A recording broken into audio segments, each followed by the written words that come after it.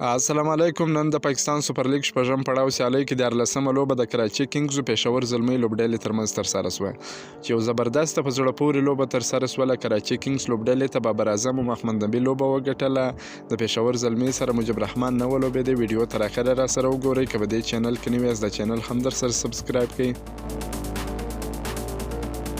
پېښور زلمي لوبډلې لومړی توپخانه ترسره کړه. په ټاکل شوي 20 اورونو کې د 15 لوبغاړو په سوځېدو سره 188 منډې جوړې کړلې. 109 منډې هدف شو. کمران اکمل 21 منډې جوړې کړې. خولیر 10 منډې جوړې کړې. ایدر علي 9 منډې جوړې کړې. بپارا 50 ترسره کړله. 58 منډې جوړې کړې.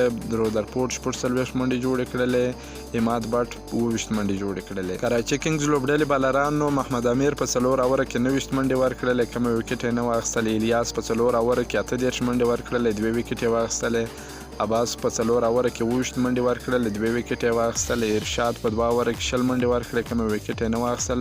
کرسټیان په 3 اوره کې 45 منډې ورکړلې. 1 وکټ یې واخیستل. محمد نبي ساحل په 2 اوره کې 12 منډې ورکړلې. کومه وکټ یې نه واخیستل.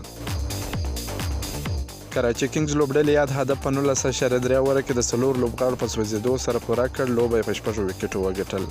محمد نبي او بابر اعظم زبردسته په زړه پورې توپخانه ترسره کړل. بابر اعظم په 40 توپونو باندې 22 منډې ناسوځېدلې جوړې کړلې.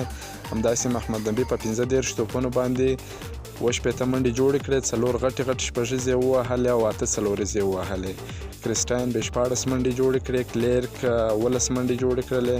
لوبه یې وګټله. پېښور زلمي لوبډلې بالرانو عمران په 4 اوره کې 25 منډې ورکړلې. 1 وکټ یې واخیستل. عرفان هم په 4 اوره کې 16 منډې ورکړلې. 1 وکټ یې واخیستل. ساقب په 4 اوره کې 41 منډې ورکړلې. 2 وکټ یې واخیستل.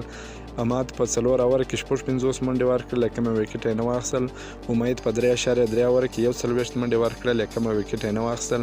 لوبه یې وبایلل. دا د کراچي کینګز او پېښور زلمي لوبډلې ترمنځ د لوبې تازه معلومات. کوم د معلومات خوښ شوي ویډیو در سره لایک کړئ. که په دې چینل کې نوی یاست افغان خوشحال یوټیوب چینل هم در سره سبسکرایب کړئ. تر بلې ویډیو پر د الله په امان.